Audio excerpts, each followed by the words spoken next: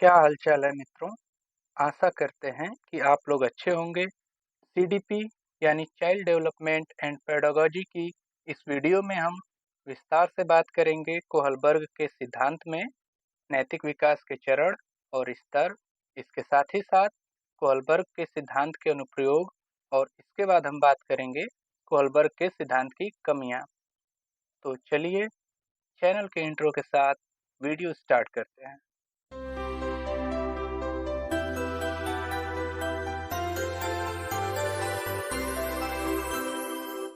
Kohlberg ने नैतिक विकास के स्तर और चरण के बारे में क्या बताया था, इसके बारे में हम पढ़ना स्टार्ट करते हैं। तो कोहलबर्ग ने अपनी पुस्तक moral stages and moralisation the cognitive development approach, जो कि 1976 में आई थी, इसमें नैतिक विकास की अवस्थाओं का विवरण दिया है।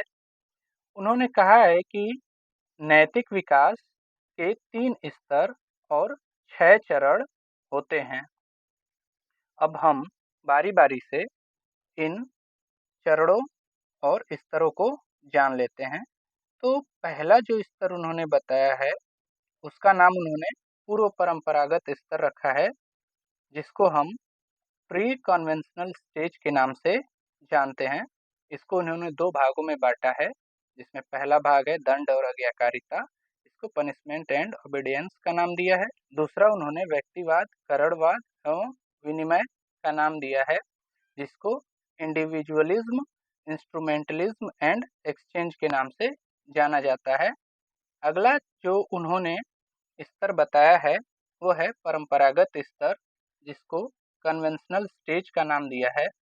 इसको भी उन्होंने 2 चरणों में बाँटा है, जिसमें एक चरण का नाम है अंतरवैयक्तिक संबंध, जिसको इंटरपर्सनल रिलेशनशिप भी कहते हैं, और दूसरा जो चरण उन्होंने बताया इसमें, वो है सामाजिक व्यवस्था को बनाए रखना, यानी कि मेंटेनिंग द सोशल ऑर्डर। और अगला जो स्तर उन्होंने बताया है, उसका नाम उन्होंने पश्च परंपरागत स्तर, इसको पोस्ट कन्वेंशनल स्टेज कहते हैं। इसको भी उन्होंने 2 भागों में बाँटा है और उसका नाम सामाजिक अनुबंध एवं व्यक्तिगत अधिकार, जिसको social contract and individual rights का नाम दिया है। इसी के साथ अगला जो चरण उन्होंने इसमें बाँटा है, वो है सार्वभौमिक नैतिक सिद्धांत, जिसको यूनिवर्सल एथिकल प्रिंसिपल कहा जाता है। अब हम इन सारे स्तरों और चरणों को विस्तार से पढ़ना स्टार्ट करते हैं। पहला जो स्तर उन्होंने बताया है, उसका नाम उन्होंने पूर्व परंपरागत स्तर या प्री कन्वेंशनल स्टेज रखा है, जिसे हम प्री कन्वेंशनल मोरालिटी के नाम से भी जानते हैं। इस स्तर में उन्होंने 9 साल तक के बालक बालिका को सम्मिलित किया है। अब वो इस अवस्था के बालक बालिकाओं के बारे में कहते हैं कि इस अवस्था में वे सांस्कृतिक नियमों के प्रति अनुक्रिया करते हैं, किंतु उनके जो व्यवहार होते हैं, उन नियमों के परिणामों के अनुरूप होते हैं। इस उम्र में जो बच्चे हैं, उसके निर्णय मुख्य रूप से वयस्कों की अपेक्षाओं और नियमों को तोड़ने के परिणामों से प्रभावित होते हैं। अब इस चीज को हम एक एग्जाम्पल से समझते हैं कि जो छोटे बालक का व्यवहार होता है या जो वे अनुक्रिया करते हैं, किस तरह से परिणाम के अनुरूप होता है, या जैसा उनको उस चीज का परिणाम मिलता है उसी के अनुसार वो क्रिया करते हैं। जैसे कि अगर आप एक बच्चे से कहें कि बाबू एक गिलास पानी लाओ, तो वो नहीं लाएगा। लेकिन अगर आप तुरंत उससे कहें कि अगर तुम मुझे पानी दोगे तो मैं तुमको टॉफी या पैसा दूंगा, तो वो तुरंत ला देगा। तो इससे ये पता चलता है कि उसके जो व्यवहार होते हैं परिणामों के अनुरूप होते हैं। इसको उन्होंने 2 भागों में बांटा है। पहला भाग का नाम उन्होंने दिया है दंड और आज्ञाकारिता, यानी कि ओबीडियंस एंड पनिशमेंट। तो इस अवस्था के बालक स्व केंद्रित होते हैं, अतः दूसरों के बनाए नियमों के लाभ की बात को समझ नहीं पाते हैं और दंड से बचने हेतु उन नियमों का पालन करते हैं। इस अवस्था में बालक केवल समाज के नियमों को समझते हैं तथा उनका आचरण करते हैं। नैतिक विकास के शुरुआती चरण आज्ञाकारिता और दंड विशेष रूप से छोटे बच्चों में आम है। यानी कि छोटे बच्चे जो होते हैं, उनके अंदर ये चीज़ें देखी जाती हैं, क्योंकि उनका जो कार्य होता है वो दंड और आज्ञाकारिता पे ही डिपेंड होता है। जैसे कि वो किसी चीज़ को डर से भी करते हैं या फिर कहना मानने के तरह से भी करते हैं। दूसरा उन्होंने जो इसका चरण बताया है, उसका नाम उन्होंने व्यक्तिवाद एवं विनिमय यानी कि इंडिविजुअलिज्म एंड एक्सचेंज रखा है। तो इसमें वो बोलते हैं कि इस अवस्था में बालक उस कार्य को नैतिक मानते हैं जिसके द्वारा उनकी आवश्यकताओं की पूर्ति होती है। बालक उसी कार्य को करते हैं जो उन्हें उचित लगता है। नैतिक विकास में इस बिंदु पर पारस्परिकता संभव है, लेकिन केवल तभी जब यह किसी के अपने हितों की पूर्ति करता हो। तो ये जो लाइन है ये महत्वपूर्ण है कि इसमें वो बोलते हैं कि नैतिक विकास में इस बिंदु पर पारस्परिकता संभव है, लेकिन केवल तभी जब यह किसी के अपने हितों की पूर्ति करता हो। इसको हम एक उदाहरण से समझते हैं। जैसे एक बालक के पास खिलौना है या कोई खाने की चीज है, और अगर दूसरे बालक के पास नहीं है, तो दूसरा जो बालक है पहले वाले बालक से मित्रता बनाने लगता है, क्योंकि इससे क्या होता है कि उसके हित की पूर्ति हो गई, जैसे उसको खिलौना खेलने को मिल जाएगा और जो है कि खाने की चीज मिल जाएगी। लेकिन ये जो पारस्परिकता है, ये तभी तक के लिए रहती है जब तक कि उसके हितों की पूर्ति होती है। अब हम चलते हैं दूसरे स्तर की तरफ, जिसको परंपरागत स्तर या फिर पारंपरिक नैतिकता के नाम से जानते हैं।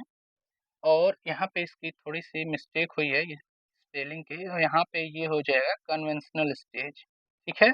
यहाँ पे ये कन्वेंशनल स्टेज हो जाएगा, तो इस चीज़ को थोड़ा-सा सुधार कर लेते हैं। आगे बढ़ते हैं कि इस स्तर में किशोर बालक व वयस्कों को सम्मिलित किया गया है। इस स्तर के अंतर्गत किशोर बालक व वयस्कों को सम्मिलित किया गया है। यह अच्छे और नैतिक क्या हैं, इस बारे में सामाजिक नियमों की स्वीकृति से चिन्हित होते हैं। इस समय के दौरान जो किशोर और वयस्क जो हैं अपने रोल मॉडल और समाज से सीखे गए नैतिक मानकों को आत्मसात करते हैं। अब इसके बारे में हम इस तरह से समझते हैं कि समाज में प्रचलित मान्यताएं और नियमों को ही जो बालक होता है नैतिक मानता है और उन चीजों को आत्मसात करता है। इसके जो दो स्तर हैं या दो चरण जो हैं, इसको हम देखते हैं। तो इसमें पहला जो भाग होता है वो है अंतरवैयक्तिक संबंध, यानी कि इंटरपर्सनल रिलेशनशिप। इसको देखते हैं हम। तो अक्सर इसे अच्छे लड़के या अच्छी लड़की अभिविन्यास के रूप में संदर्भित किया जाता है। नैतिक विकास के पारस्परिक संबंधों का यह चरण सामाजिक अपेक्षाओं और भूमिकाओं पर खरा उतरने पर केंद्रित होता है। इस चरण में बालक उस नैतिक कार्य को करना पसंद करते हैं जिसे दूसरे उचित मानते हैं। वे दूसरों के सामने अपने को अच्छा प्रदर्शित करने का प्रयत्न करते हैं। इस अवस्था में व्यक्तिगत दृष्टिकोण को छोड़कर वे दूसरों के दृष्टिकोण के बारे में सोचते हैं और उसी के अनुसार कार्य करते हैं। तो अंतरवैयक्तिक संबंध में हम ये देखते हैं कि जो बालक होता है वो दूसरों की या सामाजिक भूमिकाओं और अपेक्षाओं पर खरा उतरने की कोशिश करता है और उन चीजों को या उन कार्यों को करना पसंद करता है जिसको दूसरे लोग उचित मानते हैं। अब हम अगले स्तर के बारे में देखते हैं। इसका नाम है सामाजिक व्यवस्था को बनाए रखना या मेंटेनिंग सोशल ऑर्डर।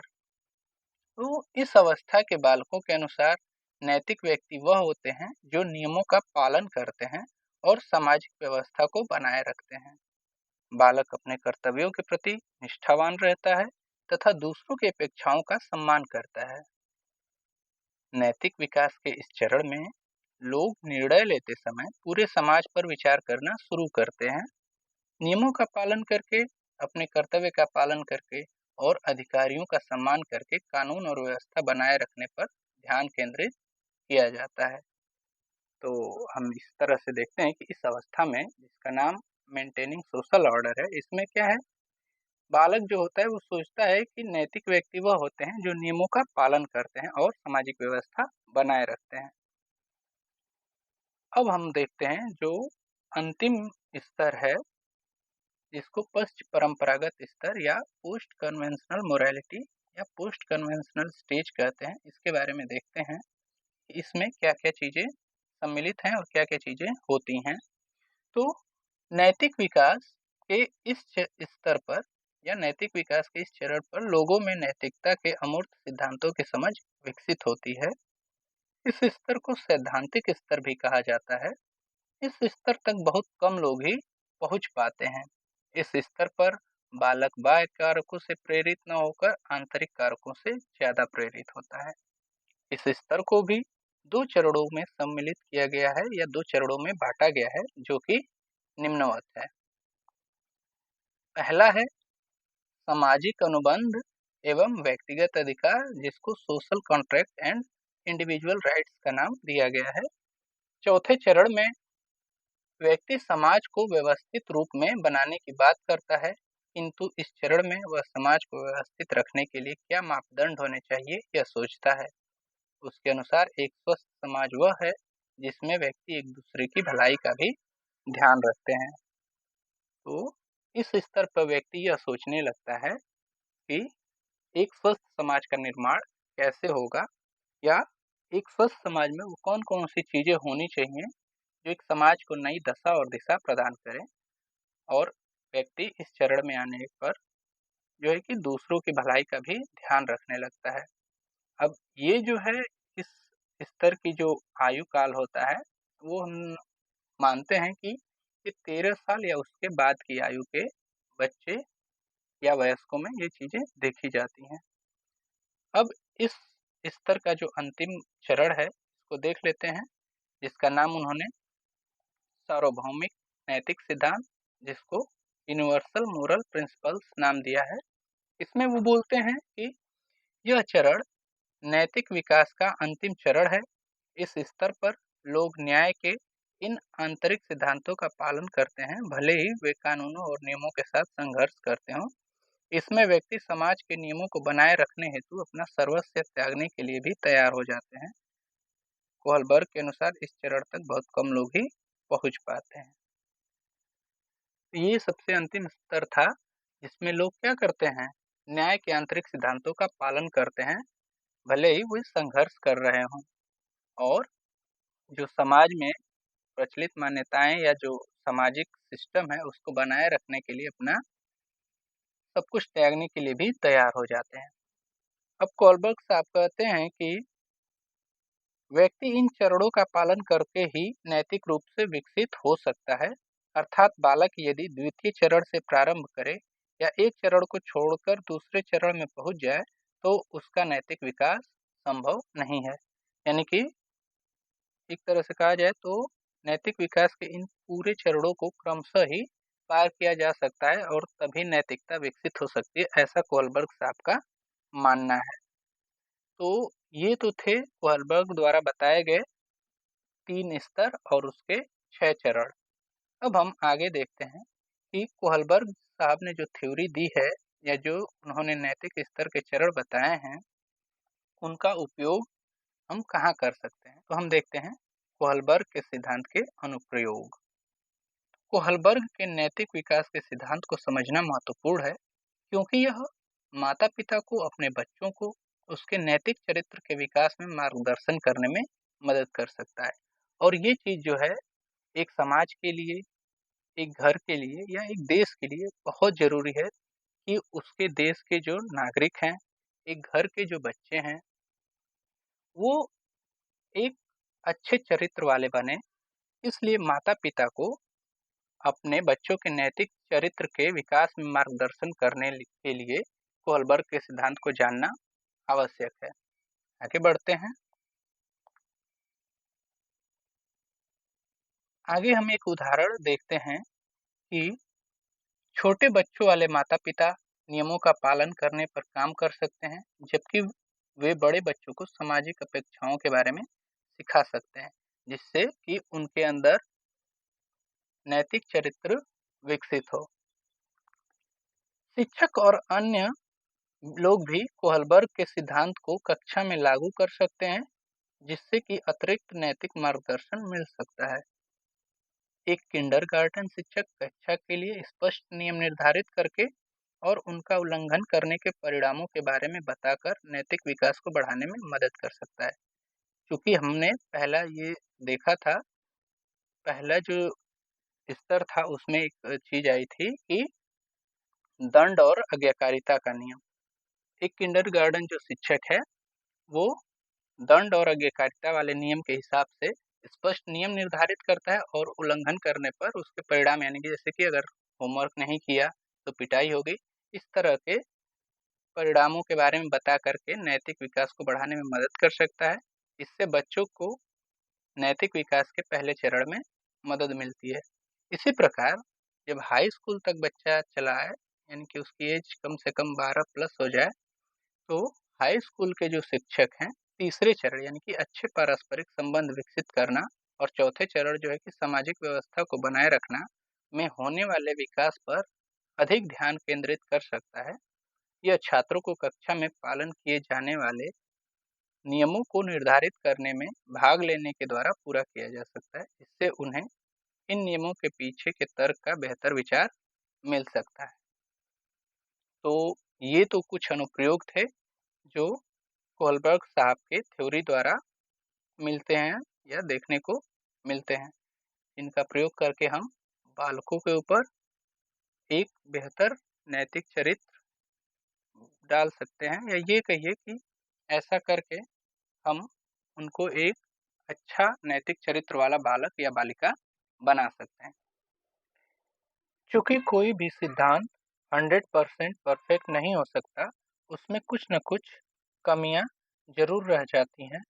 तो इसी प्रकार कोहलबर्ग साहब के सिद्धांत की भी कुछ कमियां हैं। तो आइए हम उन कमियों को जान लेते हैं कि कोहलबर्ग साहब के सिद्धांत में क्या-क्या कमियां हैं। तो उनकी पहली जो कमी है वो ये है कि वह सभी संस्कृति पर लागू नहीं होता है, यानी कि हर जगह की संस्कृति पे समान रूप से लागू नहीं करता है। दूसरा है कि इनके सिद्धांत में जो है कि लिंग रूढ़िबद्धता पाई गई या बायस्ड सैंपल उन्होंने लिए, क्योंकि इनके सिद्धांत में जब ये प्रयोग कर रहे थे तो इसमें केवल बालक ही शामिल थे, बालक थे बस, हाँ, बालिकाएं नहीं थी। और तीसरी जो कमी है वो ये है कि इनका जो सिद्धांत है वो हाइपोथेटिकल सिचुएशन पे आधारित है।